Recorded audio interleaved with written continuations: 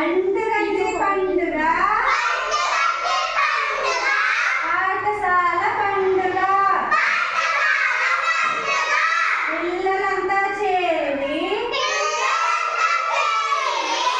మీరు చెప్పండి ఏదోటి.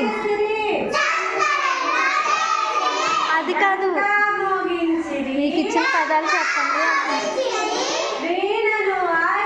ఇంకేం లేవా? కొమ్ము దీర్ఘం మీద పదాలు చెప్పాలి మరి. కథలు